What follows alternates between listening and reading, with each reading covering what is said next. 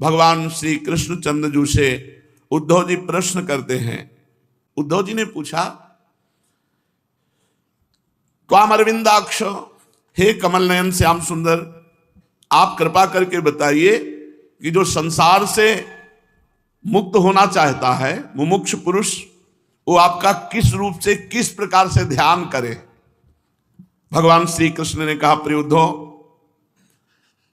ध्यान के लिए जो भूमि होनी चाहिए वो सम होनी चाहिए, टेढ़ी बेढ़ी नहीं होनी चाहिए। जिसमें आसन लगा के बैठा जाए वो भूमि सम होनी चाहिए, ना बहुत ऊंचा आसन हो ना बहुत नीचा आसन हो, समान हो, बराबर भूमि पर। और आसन पर बैठे शरीर को सीधा रख करके आराम से जिसमें बैठा जा सके, सुखासन, पद्मासन, सिद्धासन, ऐसे आसनों पे आराम से बैठ जाए और हाथों की हथेलियां पैर की गांठों पर ऐसे, और या फिर अपनी गोद में ऐसे। दो ही पद्धति है ध्यान की, या तो ऐसे और या ऐसे, और सीधा मेरुदंड एकदम सीधा, आसन समान, ऊंचा नीचा नहीं। ऐसे बैठ जाए और बैठकर फिर नासिकाग्र दृष्टि करे। यहां अगर ब्रह्मचारी नहीं तो फटने लगेगा, यहां दर्द होने लगेगा, अंदर परेशानी पैदा हो जाएगी। ब्रह्मचारी है तो कुतकुताहट होने लगेगी, धीरे धीरे आनंद बढ़ने लगेगा। यहां दृष्टि रखो, नासिकाग्र। बहुत एकाग्रता होती, इससे बहुत लाभ मिलता है। अपने लोगों ने घंटों रखा है नासिकाग्र दृष्टि, और चलते हुए भी चल रहे नासिकाग्र दृष्टि रखते हुए गंगा की रेती पर देखो, यहां दृष्टि रखकर देखो नासिकाग्र, और उसी के सामने मंत्र लिखो, करो ध्यान। आसन पे बैठो, मेरुदंड सीधा, या तो गोद में ऐसे हाथ सीधे या फिर ऐसे। नासिकाग्र दृष्टि, नींद तो आएगी ही नहीं, नासिकाग्र दृष्टि में नींद थोड़ी आएगी। ध्यान करना है तो भगवान आदेश कर रहे हैं कि ऐसे ध्यान करो। न नाम सदसम ध्यानम, चलो रूप का तो भगवान अभी वर्णन करेंगे, नाम का ही ध्यान। तो नासिकाग्र में दृष्टि रख के राधा लिखो, सामने देखो राधा लिखा हुआ है, बार बार राधा राधा, तेजो में राधा, राधा नाम, नासिकाग्र दृष्टि। चक्कर आ जाएगा अगर ब्रह्मचारी नहीं हो तो। ब्रह्मचर्य इसमें चाहिए, नहीं ये सब दर्द करने लगेंगे, आज्ञा चक्र में दर्द शुरू हो जाएगा। इसीलिए नाम जप करो। पर यहां उद्धव जी ने प्रश्न किया तो भगवान उत्तर दे रहे, नासिकाग्र में दृष्टि जमावे, फिर इसके बाद पूरक, कुंभक, रेचक, ये प्राणायाम करें। जैसे सर्दी का समय है तो सूर्य नाड़ी से पूरक शुरू करें। पूरक होता है खींचना। 5 मंत्र, शरणागत मंत्र से खींचा। अंगूठा दाहिनी नाक के ऊपर है, खुली हुई बिल्कुल ऐसे रखा हुआ है, आराम आराम से खींचा, फिर रोक लिया। इसे कुंभक कहते हैं। रोक करके कम से कम 10 मंत्र जपे, ऐसे रोक लिया। फिर धीरे से बाईं नाक से निकाले, इसे रेचक कहते हैं, ऐसे। फिर पूरक, कुंभक, रेचक, इस पद्धति से 10 प्राणायाम अभी, फिर 3-4 घंटे बाद 10 प्राणायाम, फिर 3-4 घंटे बाद 10 प्राणायाम, 30-30 प्राणायाम यदि 1 महीने तक किया जाए तो प्राणवायु संयमन में आ जाती है, प्राणवायु सूक्ष्म होने लगती है। प्राणायामों का नाड़ियों के द्वारा शोधन करें। फिर प्राणायाम का धीरे धीरे अभ्यास बढ़ाता चला जाए।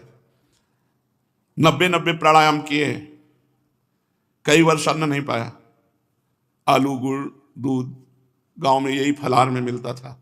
थोड़ी आलू भुनी हुई या उबली हुई, थोड़ा दूध, थोड़ा गुड़, बस ऐसे कई वर्ष तक करना है। पर प्राणायाम के में बहुत अपार सामर्थ्य। गंगा स्नान करके पद्मासन लगा के जो प्राणायाम खींच के करते थे, पसीना पसीना पूरे शरीर में आ जाता था।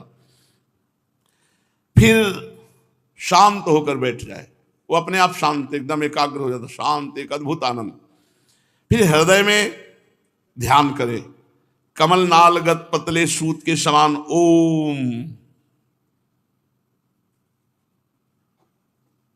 ओमकार का ध्यान करे।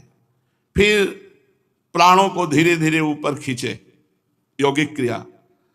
फिर एक ऐसा भाव करे कि खोपड़ी में जैसे घंटा बज रहा हो, ऐसे घंटा नाद अंदर हो रहा है, ऐसा चिंतन करे, वैसे सुनाई देने लगेगा। फिर उस घंटानाद के स्वर का ताता ना टूटने पावे, टन टन टन जैसे ऐसे नहीं, वैसे दिमाग में वैसे भर रहा। अरे सब योगियों के अभ्यास है, तुम्हें तो राधा राधा चिंतन करना है। फिर 30 प्राणायाम, ये जो लिखा है भगवान की कृपा से साधना नैष्ठिक ब्रह्मचर्य में ही हुई है। 30 प्राणायाम, ओंकार सहित प्राणायाम का अभ्यास, ऐसा 1 महीने के अंदर प्राणवायु वश में हो जाएगी। सैनपुर में जब थे तो भी कई बार ये तो अनुष्ठान थे, और नित्य प्राणायाम तो होता ही था, यहां तक हुआ हितधाम तक। जब राधाचरण जी ने कहा फट जाएगी किडनी आपकी, जो जितनी फूली हुई है इसको डिस्टर्ब मत कीजिए, तो सब बंद कर दिया, आसन प्राणायाम, सिर के बल खड़े होना, सब बंद हो गया। फिर ऐसा चिंतन करे कि हृदय एक कमल है, वह शरीर के भीतर इस प्रकार स्थित, मानो उसकी डंडी तो ऊपर की ओर है, मुंह नीचे की ओर। फिर ध्यान करे कि अब वो हृदय कमल खिल रहा है, अब डंडी नीचे की तरफ जा रही है, कमल ऊपर की तरफ खिल कर आ रहा है। फिर उसके बीच में, कमल की पंखुड़ियों के बीच में पीली पीली अत्यंत सुकुमार कर्णिका है, और कर्णिका के आप चारों ओर जो पंखुड़ियां हैं वो सूर्य चंद्रमा के समान तेजस्वी हैं। सूर्य चंद्रमा अग्नि का न्यास करना। तदनंतर अग्नि के अंदर देखे कि भगवान का बड़ा सुंदर रूप खिल रहा है, प्रकाशित हो रहा है। मेरे अवयवों की गठन बड़ी ही सुडौल है, मेरे रोम रोम से शांति टपकती है, मुख कमल अत्यंत प्रफुल्लित और सुंदर है, घुटनों तक लंबी मनोहर 4 भुजाएं हैं, बड़े ही सुंदर और मनोहर गर्दन है, मरकतमणि के समान सुस्निग्ध कपोल है, मुख पर मंद मंद मुस्कान की अनोखी छटा है, दोनों कान बराबर, उनमें मकराकृत कुंडल झिलमिल झिलमिल कर रहे हैं, वर्षाकालीन मेघ के समान श्यामल शरीर पर पीतांबर फहरा रहा है, श्रीवत्स एवं लक्ष्मी जी का चिन्ह वक्षा स्थल पर दाएं बाएं विराजमान है, हाथ में क्रमशः शंख चक्र गदा एवं पद्म धारण किए हुए हैं, गले में बनमाला लटक रही, चरणों में नूपुर शोभा दे रहे, गले में कौस्तुभ मणि जगमगा रहे, अपने अपने स्थान पर चमचमाते हुए किरीट कंगन करधनी बाजूबंद शोभायमान हो रहे हैं। मेरा एक एक अंग अत्यंत सुंदर एवं हृदयहारी है, सुंदर मुख प्यार भरी चितवन कृपा प्रसाद की वर्षा कर रही है। उद्धव, मेरे इस सुकुमार रूप का ध्यान करना चाहिए और अपने मन को एक एक अंग में मेरे लगाना चाहिए। बुद्धिमान पुरुष को चाहिए कि मन के द्वारा इंद्रियों को उनके विषयों से खींच ले और मन को बुद्धि रूपी सारथी की सहायता से मुझ में ही लगा दे, चाहे मेरे किसी भी अंग में क्यों ना हो। जब सारे शरीर का मेरा ध्यान होने लगे तब अपने चित्त को खींच कर एक स्थान में स्थिर करे और अन्य अंगों का चिंतन छोड़ दे, बस केवल मेरे मुख को देखे, मंद मंद मुस्कान की छटा से युक्त मेरे मुख का ही ध्यान करे। जब चित्त मुख में ठहर जाए तब वहां से हटाकर आकाश में स्थिर करे, तदनंतर आकाश का चिंतन भी त्याग कर मेरे स्वरूप में आरूढ़ हो जाए, मेरे सिवा किसी भी वस्तु का चिंतन ना करे। जब इस प्रकार चित्त समाहित हो जाता है तो एक ज्योति दूसरी ज्योति से मिलकर एक हो जाती है, वैसे ही अपने में मुझे और मुझ सर्वात्मा में अपने को अनुभव करने लगता है। जो योगी इस प्रकार तीव्र ध्यान योग के द्वारा मुझ में ही अपने चित्त का संयम करता है, उसके चित्त से वस्तु की अनेकता, तत्संबंधी ज्ञान और उनकी प्राप्ति के लिए होने वाले कर्मों का भ्रम शीघ्र ही निवृत्त हो जाता है। भगवान श्री कृष्ण ने कहा, प्रिय उद्धव, जब साधक इंद्रियां, प्राण और मन को अपने वश में करने लगता है तो उसके पास सिद्धियां आने लगती हैं। जो इंद्रियों पर विजय प्राप्त किए, मन पर विजय प्राप्त किए, प्राणों पर विजय प्राप्त किए और तन्मय है भगवत प्राप्ति के लिए, तो उसको गिराने के लिए सिद्धियां आती हैं। ये सिद्धियां स्वीकार करना कोई अच्छी बात नहीं है। जो भगवत प्रेमी महात्मा जन है वो इसे स्वीकार नहीं करते।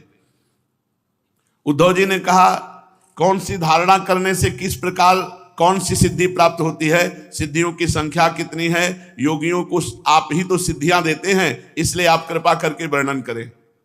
भगवान श्री कृष्ण ने कहा, प्रिय उद्धव, धारणा योग के पारगामी योगियों ने प्रधान 18 प्रकार की सिद्धियां बताई हैं।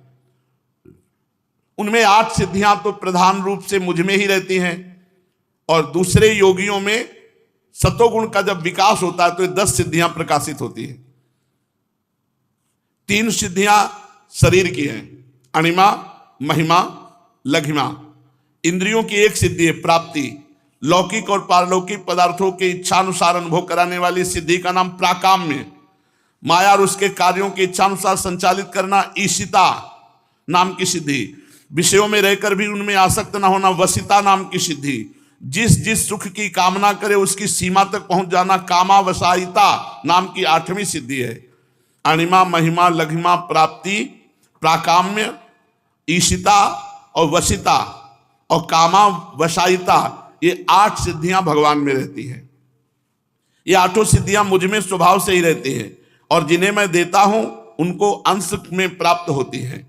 इनके अतिरिक्त और भी कई सिद्धियां हैं, जैसे बिना खाए पिए बहुत समय तक रहना, भूख प्यास आदि के वेगों का बिल्कुल भी प्रभाव न पड़ना, जैसे बहुत दूर की वस्तु बैठे बैठे देख लेना, बहुत दूर की बातें सुन लेना, मन के साथ ही शरीर का उस स्थान पर पहुंच जाना। चिंतन किया, अमेरिका पहुंच गए बिना विमान के, मन के साथ जहां चिंतन गया वहां शरीर प्रकट कर देना, इच्छानुसार रूप बना लेना, दूसरे के शरीर में प्रवेश कर जाना, जब इच्छा हो तब शरीर छोड़ देना, अप्सराओं के साथ देव क्रीड़ा, दर्शन, ये सब संकल्प सिद्धियां योगियों को प्राप्त होती है, जो संयमी होते, जो जितेंद्री होते।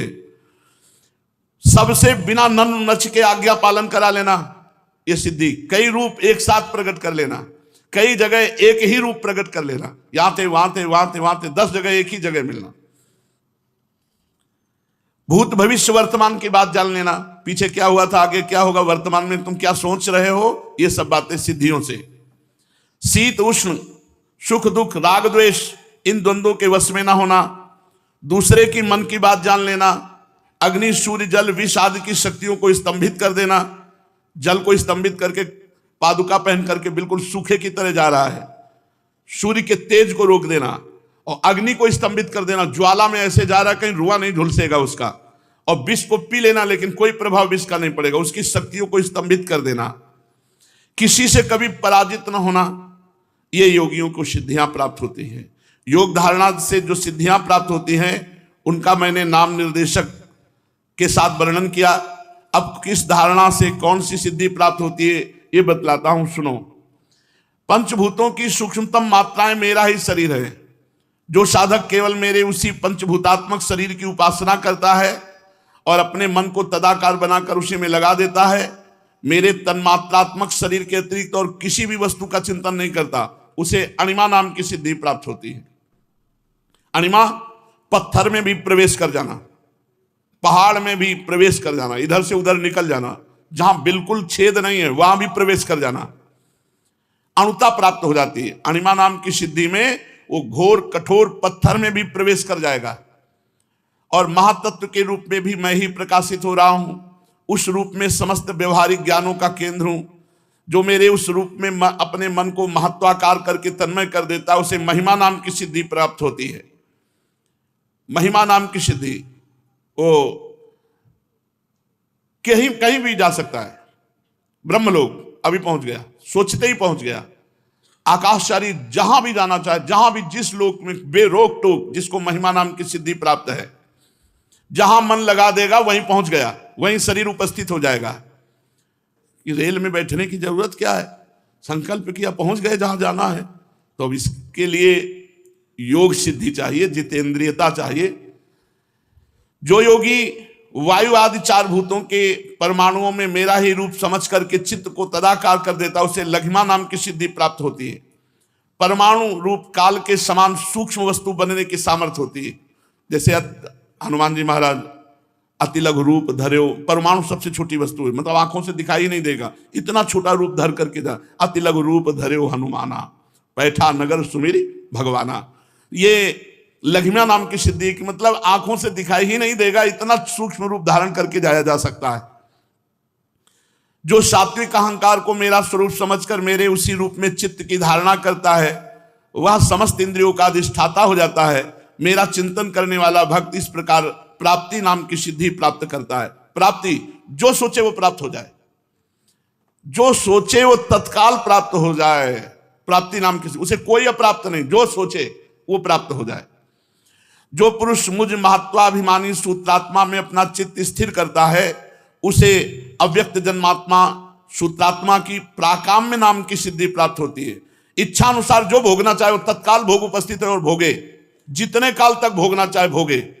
जैसे इस सिद्धि का कुछ अंश दत्तात्रेय जी की कृपा से शास्त्राबाहु अर्जुन को 88,000 वर्ष तक जवान रह करके विषयों का उपभोग किया। ये 88,000 वर्ष तक इच्छानुसार भोग भोगना। जो त्रिगुणमयी माया के स्वामी मेरे काल स्वरूप विश्व रूप की धारणा करता है, वो शरीरों और जीवों को अपने इच्छानुसार प्रेरित करने की सामर्थ्य रखता है। इस सिद्धि का नाम ईशत्व है।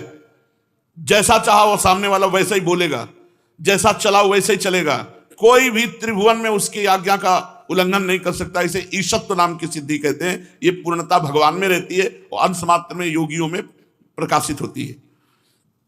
जो योगी मेरे नारायण स्वरूप में, जिसे तुरी और भगवान कहते हैं, मन को लगा देता है तो मेरे स्वाभाविक गुण उसमें प्रकट होने लगते हैं। उसे वसिता नाम की सिद्धि कहते हैं। जिसको चाहे वशीभूत कर ले, जिसको भी चाहे अधीन कर ले, ये भगवान की वसिता सिद्धि, इसलिए भगवान में ये विराजमान है। निर्गुण ब्रह्म भी मैं ही हूं। जो अपना निर्मल मन मेरे इस निर्गुण ब्रह्म स्वरूप में स्थित कर देता है, उसे परमानंद स्वरूपिणी कामावसायिता नाम की सिद्धि प्राप्त होती है। इसके मिलने पर उसकी सारी कामनाएं पूर्ण हो जाती हैं, जो कामना करे। देखो भगवान के भजन से क्या क्या मिलता है। प्रिय उद्धव, वह रूप जो श्वेत द्वीप का स्वामी है, अत्यंत शुद्ध और धर्ममय है। जो उसकी धारणा करता है उसे ये क्षय कभी व्याप्त नहीं होते। भूख, प्यास, जन्म, मृत्यु, शोक, मोह, इन 6 उर्मियों से वो मुक्त हो जाता है। उसे शुद्ध स्वरूप की प्राप्ति होती है। मैं ही समष्टि प्राण रूप आकाश आत्मा हूं। जो मेरे इस अनाहत नाद का चिंतन करता है, वो करोड़ों कोस दूर बैठकर सुन सकता है। करोड़ों कोस। वो आदमी अमेरिका में इस समय ये बात कर रहा है, उसको सुनाई दे रहा है, कान से सुनाई दे रहा है। तुम मन से कुछ बोल रहे हो, अच्छा तुम ये बोल रहे हो, तो आदमी एकदम अवाक हो जाता है। ये बात कैसे पता? ये सब सिद्धियां हैं। और ये जिनको सब सिद्धियां प्राप्त होती है, उसको प्रेम प्राप्त नहीं होता। इसीलिए रिद्धि सिद्धि पेरे बहु आई, बुद्धि लोभ देखा में भाई होए बुद्धि जो परम सयानी, तिन तन चितई ना नहीं। लुभायमान साधक हो जाता है कि यार कुछ तो हमें भी आना चाहिए, नहीं कुछ दिखा। पर इसके लिए बहुत ऊंचे उठना पड़ता है। अल्पाहार, पवित्रहार, इंद्रियों पर विजय, मन पर विजय, निरंतर भगवदाकार वृत्ति, तब सिद्धियां सब आती हैं। प्रिय उद्धव, योग धारणा से जो सिद्धियां प्राप्त होती हैं, उनका मैंने नाम निर्देश के साथ वर्णन किया। अब किस धारणा से कौन सी सिद्धि कैसे प्राप्त होती है बतलाता हूं, सुनो। जो पंचभूतों की सूक्ष्मतम मात्राएं हैं, वो मेरा ही स्वरूप है, शरीर है। जो साधक केवल मेरे उसी शरीर की उपासना करता है, अपने मन को तदाकार बनाकर उसमें लगा देता है, मेरे तन्मात्मक शरीर के अतिरिक्त और किसी भी वस्तु का चिंतन नहीं करता, उसे अणिमा नाम की सिद्धि प्राप्त होती है। पत्थर में भी प्रवेश कर जाए, सघन चट्टान में भी रास्ता बना दे, उसमें प्रवेश कर जाए, ये शक्ति अणुता उसे प्राप्त हो जाती है। फिर महातत्व के रूप में मैं ही प्रकाशित हो रहा हूं। उस रूप में समस्त व्यवहारिक ज्ञानों का मैं केंद्र हूं। तो जो साधक मन को महत्वाकार करके तन्मय कर देता है मेरे में, उसे महिमा नाम की सिद्धि प्राप्त होती है। इसी प्रकार आकाश आदि पंचभूतों में जो मेरे ही शरीर हैं, अलग अलग मन लगाने से उनकी महिमा को प्राप्त हो जाता है। इसलिए वो महिमा नाम की सिद्धि के अंतर्गत जो योगी वायु आदि 4 भूतों के परमाणुओं को मेरा ही रूप समझकर चित्त को तदाकार कर देता है, उसे लघिमा नाम की सिद्धि प्राप्त होती है। उसे परमाणु रूप काल के समान सूक्ष्म वस्तु बनने का सामर्थ्य प्राप्त हो जाता है। जो सात्विक अहंकार को मेरा स्वरूप समझकर मेरे उसी रूप में चित्त की धारणा करता है, वह समस्त इंद्रियों का अधिष्ठाता हो जाता है और मेरा चिंतन करने वाला भक्त इस प्रकार प्राप्ति नाम की सिद्धि प्राप्त कर लेता है। जो पुरुष मुझ महत्वाभिमानी सूत्रात्मा में अपना चित्त स्थिर करता है, उसे अव्यक्त जन्मा सूत्रात्मा की प्राकाम्य नाम की सिद्धि प्राप्त होती है, जिससे इच्छानुसार सभी भोग तत्काल प्राप्त किए जा सकते हैं। जो त्रिगुणमयी माया के स्वामी मेरे काल स्वरूप विश्व रूप की धारणा करता है, वो शरीरों और जीवों को अपनी इच्छानुसार चलाने की सामर्थ्य प्राप्त कर लेता है। इस सिद्धि का नाम ईशत्व है, जिसको जैसा चाहे वैसा चलावे। जो योगी मेरे नारायण स्वरूप में, जिसे तुरीय और भगवान भी कहते हैं, मन को लगा देता है, मेरे स्वाभाविक गुण उसमें प्रकट होने लगते हैं और उसे वसिता नाम की सिद्धि प्राप्त होती है। निर्गुण ब्रह्म भी मैं ही हूं। जो अपना निर्मल मन मेरे इस निर्गुण ब्रह्म स्वरूप में स्थिर कर लेता है उसे परमानंद स्वरूपिणी कामावसायिता नाम की सिद्धि प्राप्ति होती है। इसके मिलने पर उसकी सारी कामनाएं पूर्ण हो जाती हैं, समाप्त हो जाती हैं। प्रिय उद्धव, मेरा वह रूप जो श्वेत द्वीप का स्वामी है, अत्यंत शुद्ध और धर्ममय है, जो उसकी धारणा करता है उसे भूख प्यास जन्म मृत्यु और शोक मोह ये 6 उर्मियां नहीं व्याप्ति, ये उसको सिद्धि प्राप्त होती है। मैं ही समष्टि प्राण रूप आकाश आत्मा हूं।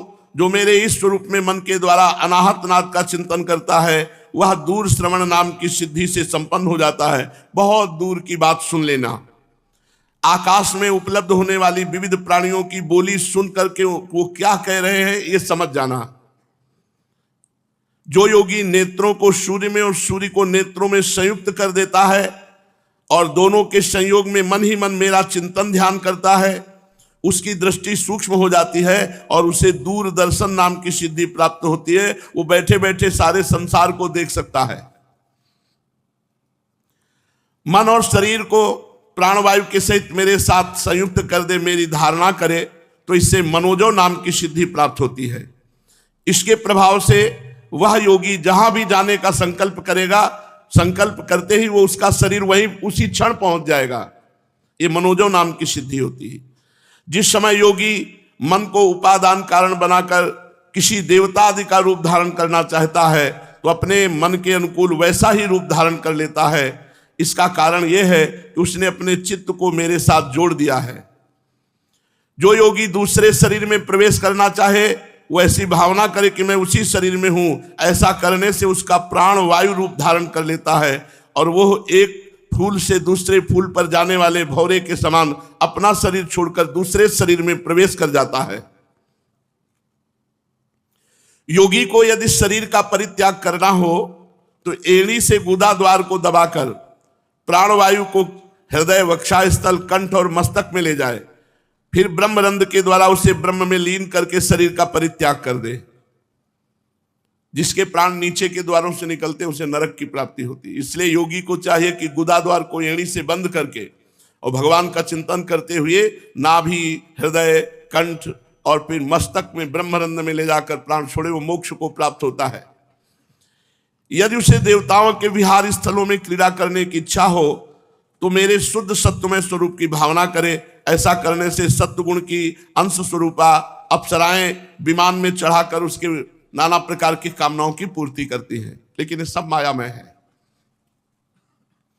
जिस पुरुष ने मेरे सत्य संकल्प स्वरूप में अपना चित्त स्थिर कर दिया, उसी के ध्यान में संलग्न रहा, वो अपने मन से जिस समय जैसा संकल्प करता है उसी समय उसका वह संकल्प सिद्ध हो जाता है।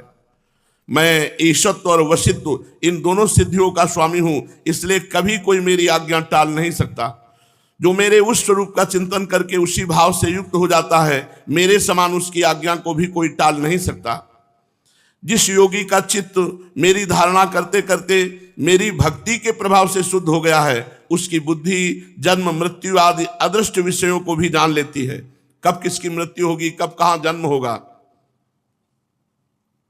और तो क्या भूत भविष्य और वर्तमान की सभी बातें उसे मालूम हो जाती हैं, जो मेरी भक्ति रूपी सिद्धि को प्राप्त होता है।